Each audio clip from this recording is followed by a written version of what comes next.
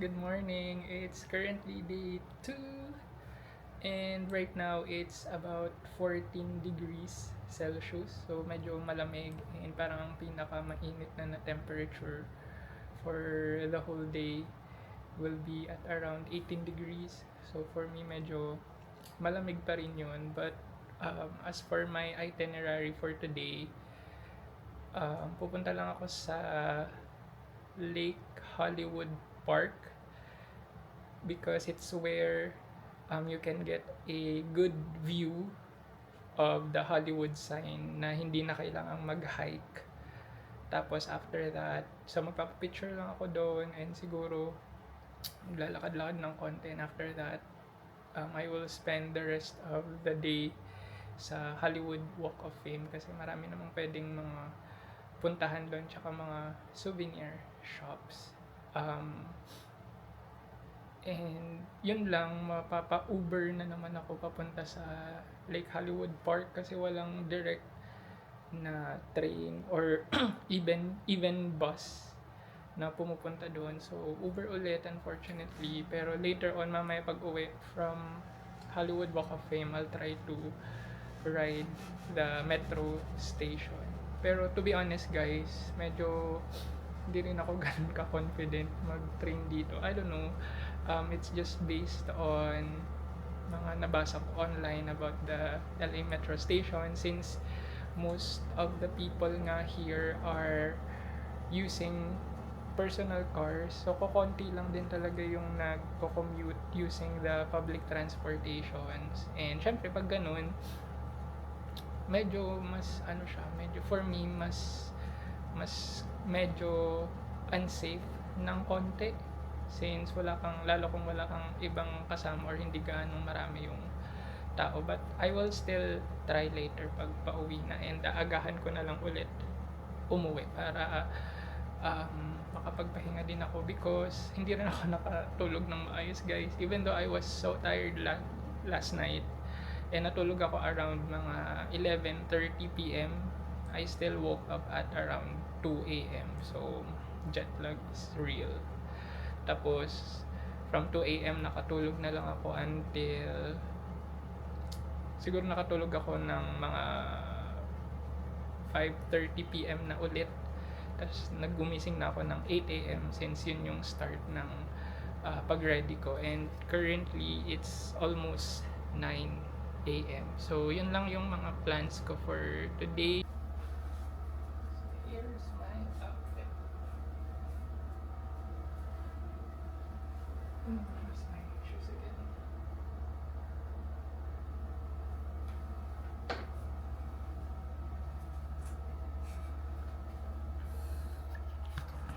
And sorry guys kung medyo mahina yung boses ko ha.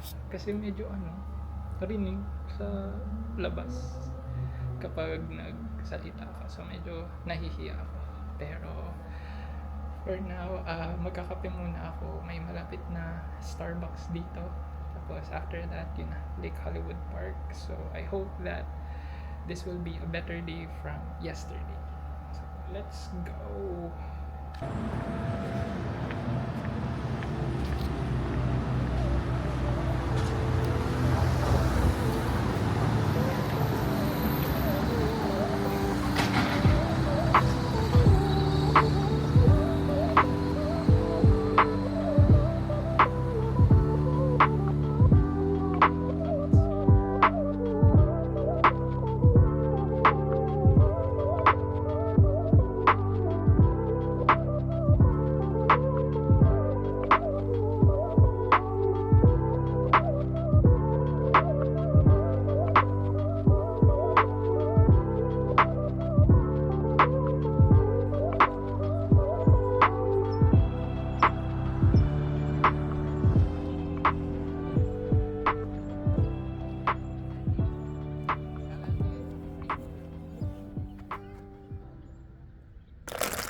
Pinik out ko guys yung binili ko kanina kasi wala palang dine-in dun sa may coffee shops kanina. So dito na lang sa Hollywood Park ako kakain. And there's not much people in here.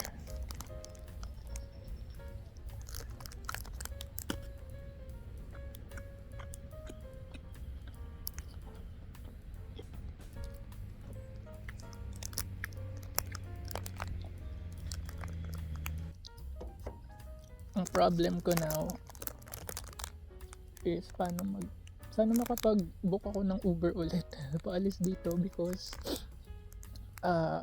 pataas yung way nito so para siyang bundok, so medyo effort yung mga sasakyan,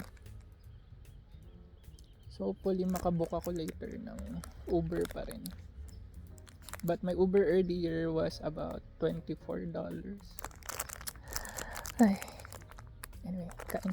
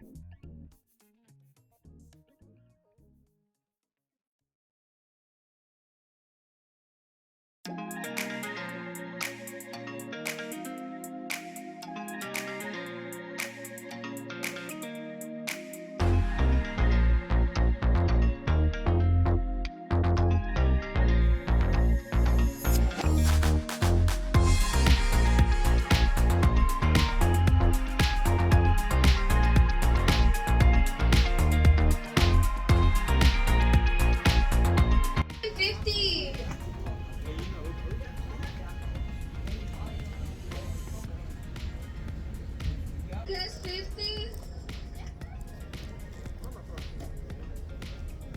Gas 49, please.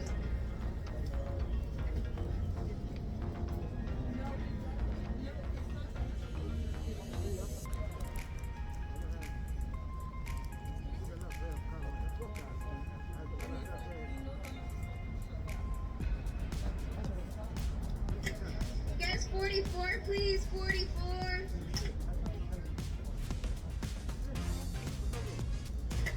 Gas 44, please. Gas 44.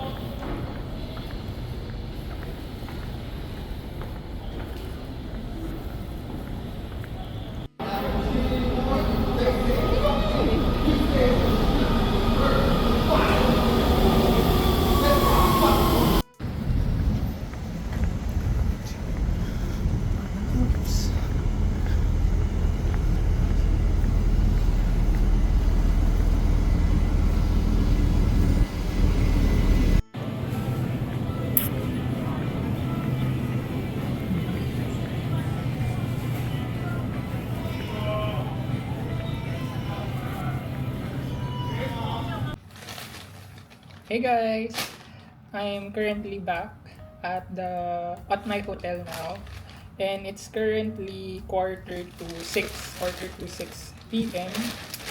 So let me just guys show you the things that I bought from Ralph's kanina. So I bought water. Wala sila nung parang mga maliliit na jug na parang ganito lang kalaki sana. So, ito na lang binili ko. So, bumili ako nito. And then, bumili ako ng tatlong Krispy Kreme donuts. Tapos, bumili rin ako nito. I first had this, or first time ko siyang na-try nung nasa Europe ako. And I really loved it. So, nakita ko sa Ralph. So, that's why I bought this. Tapos, for my dinner, kasi hindi na ako lalabas for dinner. So, nakakita ko ng sushi. So, ito na lang yung dinner ko later. It's 10 pieces na Crunchy Dragon Roll Red worth $10.49 USD. Pero before tax to for sure. So, ang total nung grocery na to was $25.44. So, medyo mahal na. So, $25.44 siya. Yun.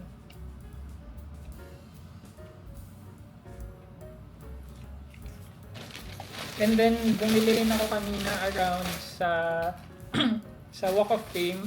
Kasi ang daming mga souvenir shops. So, bumili na ako ng unang cup.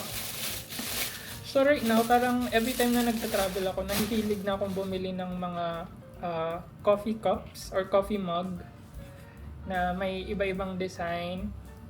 So, this one, I saw sa one of the souvenir shops kanina. And this was $12.99 pre-tax. So, around parang $14. Tsaka bumili rin ako ng ref magnet na. Sino ba yung ref magnet?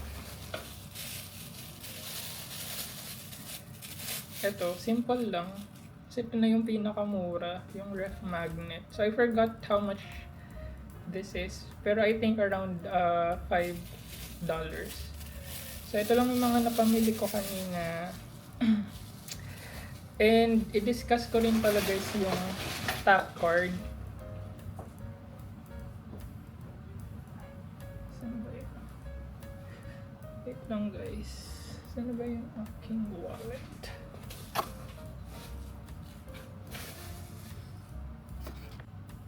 So, this is the tap card. So, parang beep card siya sa MRT natin. Pero ito yung tap card for LA Metro.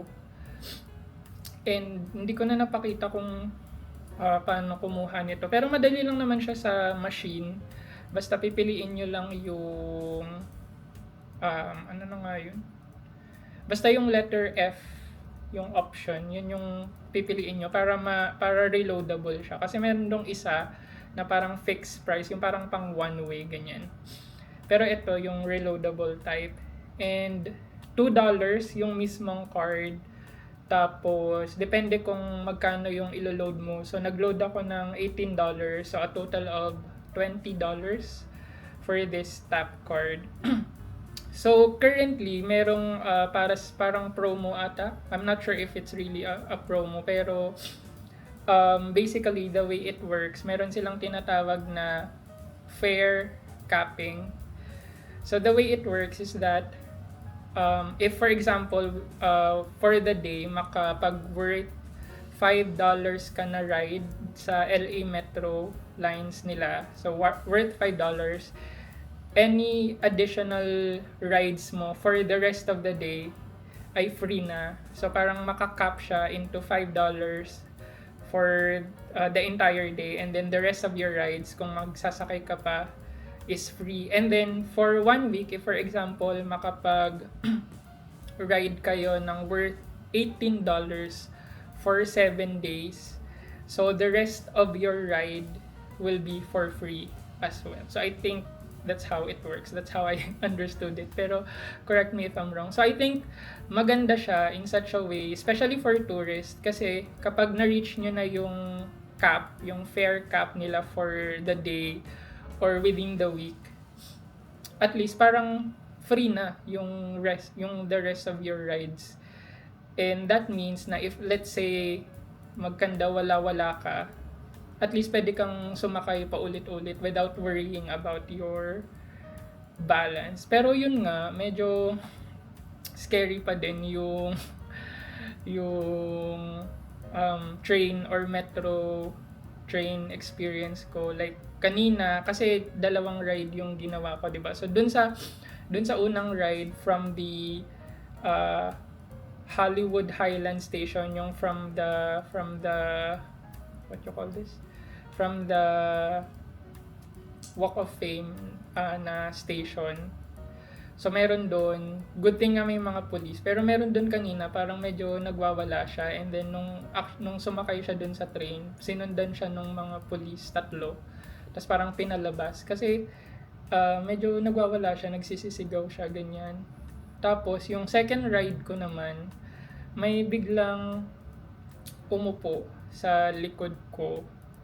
Tapos ganun din, parang nagsasalita siya ng mga kung ano-ano. So ayun, so medyo scary. Good thing nga may mga kasabay pa rin ako. And yun yung mahirap sa metro lines nila dito or sa mga pagsakay sa train station. Since most of the people here nga have their own car, so very few people lang talaga yung makakasabay mo or yung gumagamit ng public transportation nila. Unlike kunyari for example sa Japan, sa Korea, sa Singapore, and even sa atin, 'di ba, laging puno yung train stations. Dito, if nakita nyo yung clips ko for when I had those rides, ang kokonti ng mga pasahero, di ba? Like, makakaupo ka talaga. But at the same time, sobrang konti nila na nakakatakot na. But, ayun, yun lang naman yung experience ko so far. And then, tomorrow kasi, the reason why I bought this, bumili ako ng mga pagkain kasi balak ko din magbaon papunta sa Disneyland tomorrow because pwede namang magbaon ng food or magdala ng outside food. So, I'm thinking of at least bringing ito, chocolate. Tapos meron akong bibilin lang siguro ako ng sandwich sa coffee shop na pupuntahan ko. And I will try na mag-train papunta ng Disneyland kasi sobrang mahal na ng pag-u-Uber ko dito. And yung fare pala, yung fare for the metro is, I think fixed siya ng $1.75 regardless kung gaano kalayo yung pupuntahan mo. And if may transfer ka, as long as hindi ka lalabas sa turnstile, I think it's gonna be $1.75 per ride. So, ayun, sulit sana tong metro lines nila, yung sumakay sa train. Pero yun nga, very limited kasi yung pwede mong puntahan through the metro lines or through the metro trains. And at the same time, yun nga, medyo scary. But let's just push this kahit mahal. Isipin ko na lang lahat ng gastos ko for pagbalik ko. Pero yun, mahal mag-Uber. Pero yun muna guys, magpapahinga lang ako and I'll see you guys later. Bye! Dinner na guys. So yun lang, very simple dinner for tonight. So, let's eat guys. Nakaligo na ako pero hindi pa ako nag-skincare. So, I'll do that later. Walang chopstick.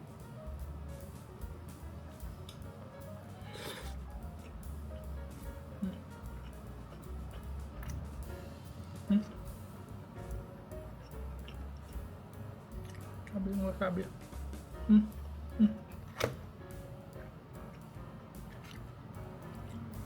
Uh, para may yung wasabi ko.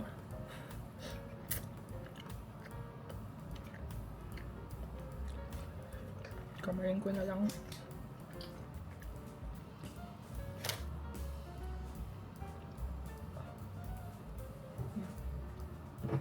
So good.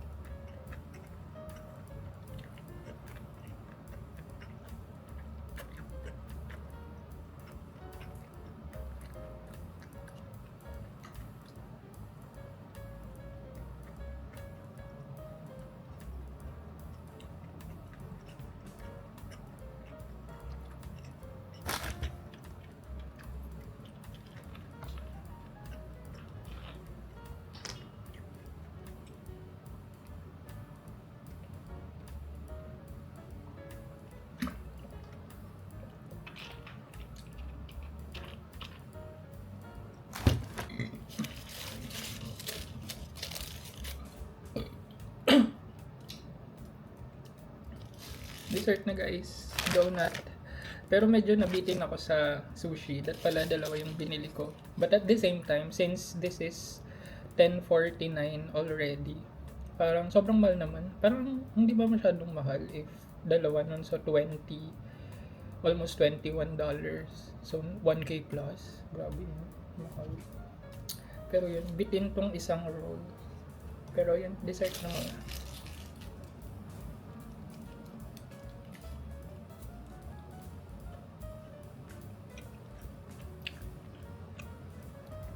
I-try ko naman bumili sa H-Mart. Maybe bukas. Or baka sa ibang araw. Kasi Disneyland ako bukas eh. So hanggang magdamag na ako dun. So baka hindi na ako makadaan. Pero sa the day after that, the day after tomorrow, I'll try H-Mart to see if maybe mas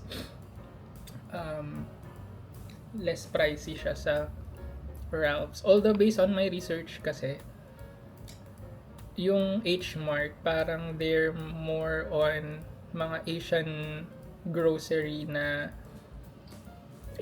grocery store. So, we'll see pag pumunta ako dun.